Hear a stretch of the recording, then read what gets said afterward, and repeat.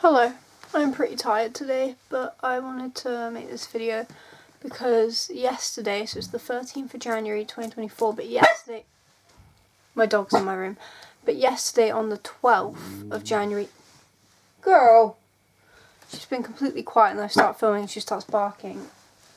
Really? I have to sit down, I'm really tired today. Fatigue. But anyways, like I was saying, yesterday was a year since I found out that I probably have fibromyalgia.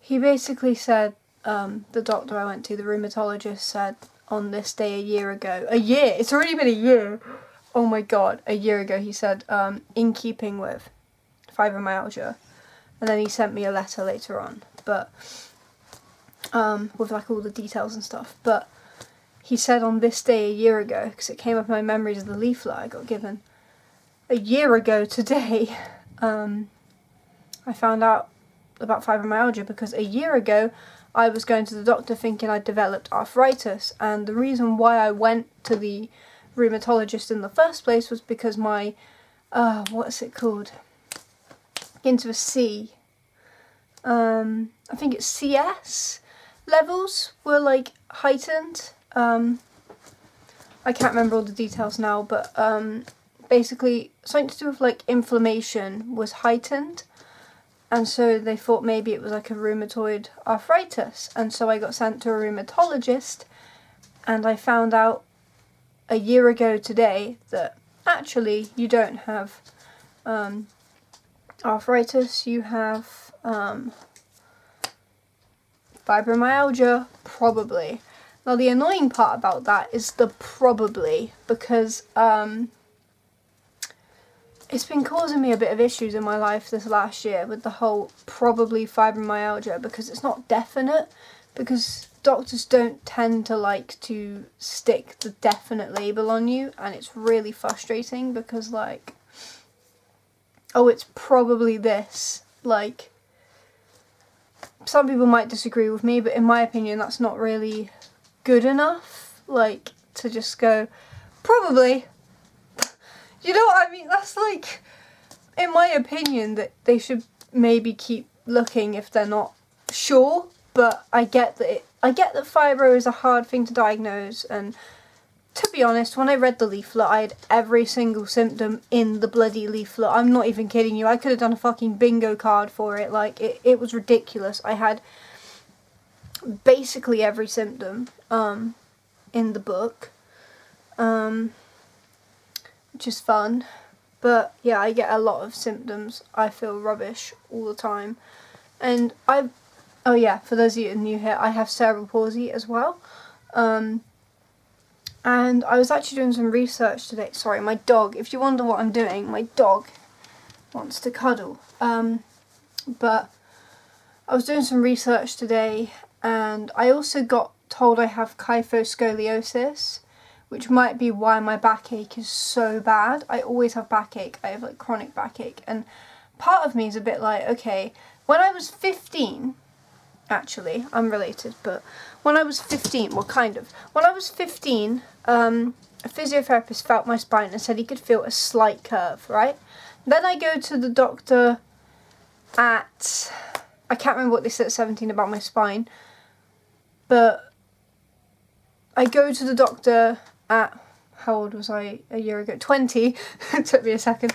I go to the doctor at 20, and the rheumatologist writes in the report that I have kyphoscoliosis, and I do research, and it's quite bad. Like, kyphoscoliosis is no joke, but it's just the way that they kind of just went, oh, by the way, you have kyphoscoliosis. In the letter, not even in person, in the letter was like, yeah, kyphoscoliosis, and then just left it.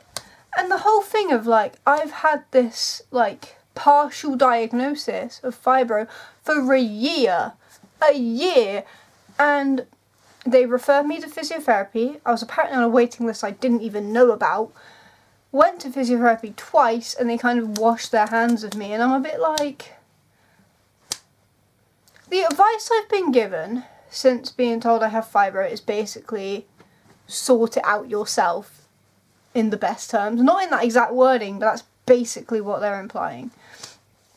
And it upsets me because I'm like, I am struggling, and I was kind of just given a partial, not even a full diagnosis, like a partial diagnosis, and thrown into the deep end. Like, I think, to be honest, the kyphoscoliosis should have been investigated, and to be honest, at 15, when they felt the curvature in my spine, they should have investigated that, because I've been researching, and I've got cerebral palsy, like I mentioned, and for people with cerebral palsy, when they get a curve in their spine, like anyone with a curve in their spine, okay, everybody has a curve in their spine, obviously, because like your lungs and your heart and moving, like your spine isn't just dead straight, obviously, but when you have like an excessive curvature in your spine, it's probably going to get worse if the management of it is poor.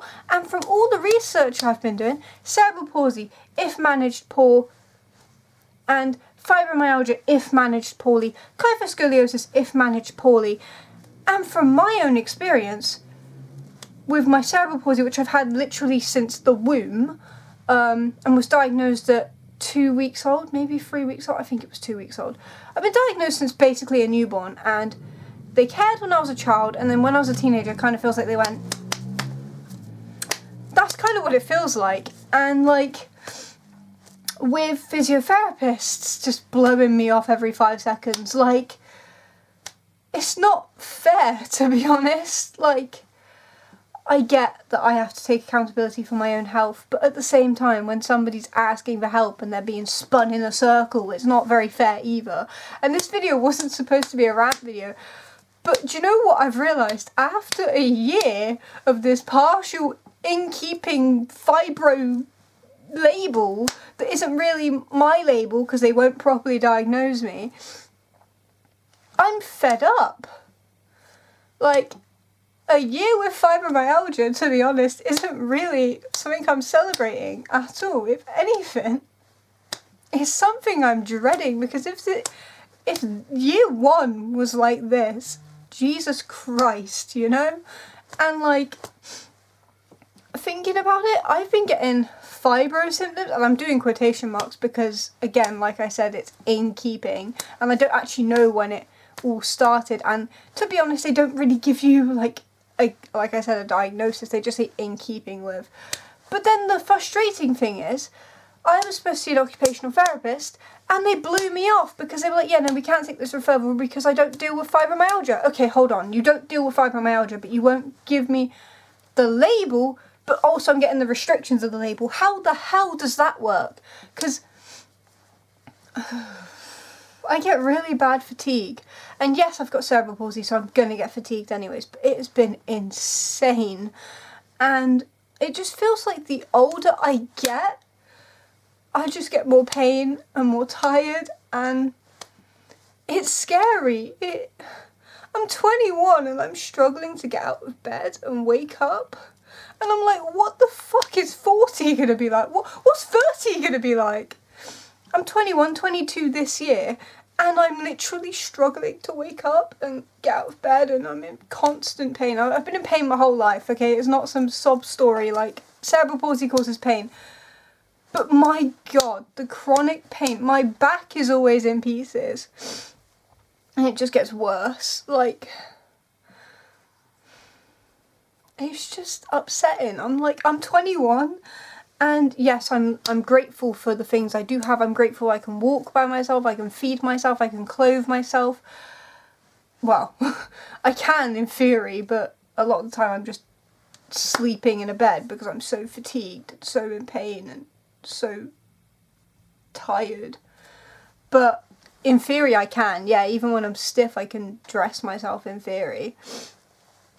But what I'm trying to say is I'm grateful for the fact I'm not as bad as I could have been, because my original diagnosis at birth was like, they thought I was going to be like, not able to feed myself, clothe myself, dress myself, like, won't be able to sit up by myself, won't be able to really do anything by myself, and I've surpassed that expectation, and I'm so grateful for that. Do not get me wrong, I am so grateful for that. And I know other people have it, like, can have it worse, and I understand that I am lucky for what I do have. I get that completely. Do not mistake me for that. I understand and I am grateful, but at the same time, that doesn't mean that what I'm going through... Really? That doesn't mean that what I'm going through is no walk in the park either. And I'm sympathetic to other people. Of course I am, and I'm rooting for other people, but also with my own problems. Like, it's like there's always going to be someone that has it better off than you and someone that has it worse than you. And if you can't even take a minute to be upset about your own problems, like, everybody has their own lives to focus on.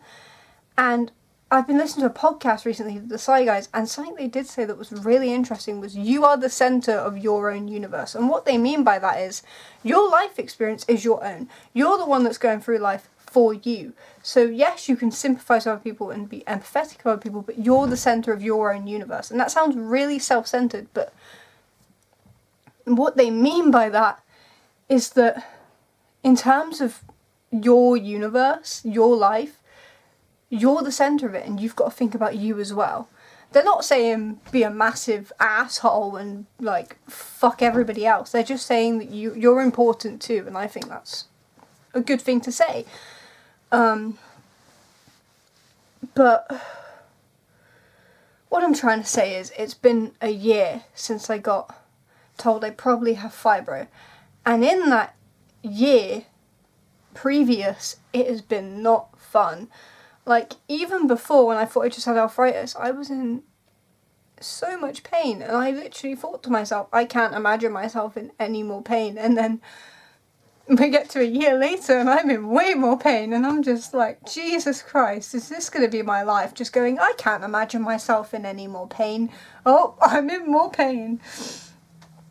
And yeah, I have good and bad days. I've always had good and bad days, but it gets exhausting. I wasn't gonna I don't know what. I think this video was me trying to, like, be like, oh yeah, it's been a year of fibro, and it's turned into me getting emotional, but when you think about it,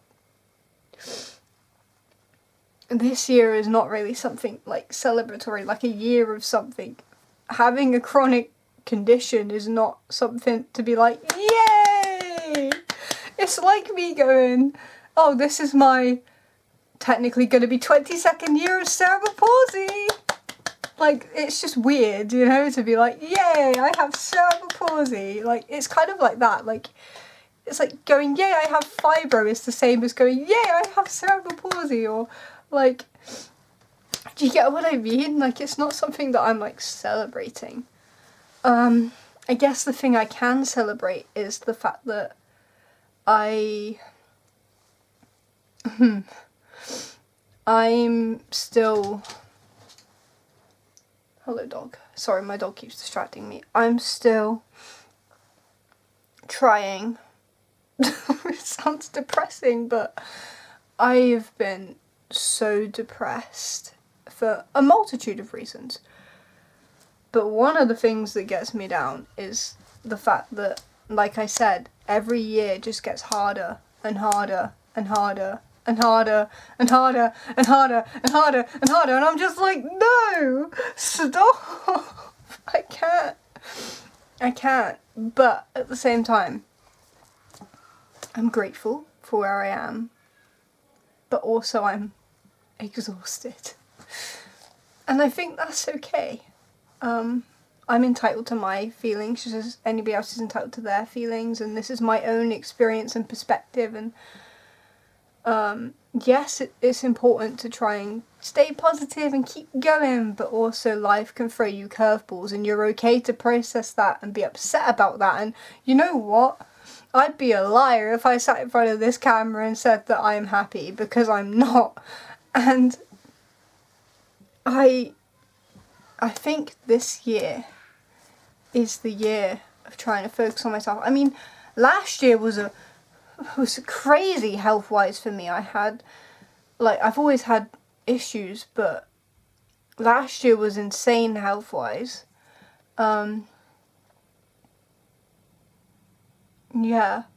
I think the last time I was that fucked over health-wise was probably when I was doing my GCSEs. But I don't know. It just gets, like, I mean in terms of like hospitals and stuff.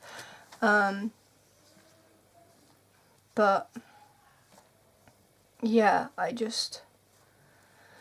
2024 will hopefully be me trying to do something with my health, do something towards fibro, cerebral palsy, kyphoscoliosis, ADHD. I'm not even going to think about the autism list. I haven't even got on that. But, oh, by the way, with fibro, some people think it's autistic burnout. That's interesting to think about. But, I mean, I don't know what I believe. I'm not a medical professional, but, yeah, I'm getting distracted by the background noise. I mean, fibromyalgia makes sense for me in the fact that it causes so many issues, and I have all those issues, but at the same time, it's like, I was saying this back along, they overlap. A lot of my conditions overlap. Like, a keen example, what's the word I'm looking for? A good example is, my spasms. I always believed they were cerebral palsy, and they are. My cerebral palsy does cause spasms, but now when I do research, it's like, oh yeah, by the way, fibromyalgia can also cause spasms, and I'm like, you're fucking joking. So now, like, for example, when I get a spasm, like, I can probably gather that if it's my legs, it's cerebral palsy, but where I've been getting back spasms, because those back spasms, I don't remember them as a child, but they started in my teen years, and I thought that was maybe more pressure on my body making me spasm more. But thinking about it, I also got a bunch of my symptoms of fibromyalgia in my teen years. But then saying that, I've had issues for years that like overlap each other, and this is where I'm like, post-impairment syndrome is another thing. Cerebral palsy and post-impairment syndrome, like, the more your body's overworked, and my body's constantly overworking itself, and after 21 years of just working too hard, of course it's going to get issues. But then, like, I said that so coldly, and I don't want it to come across as like upsetting other people with cerebral palsy, but this is just my experience, my opinions. Please bear that in mind.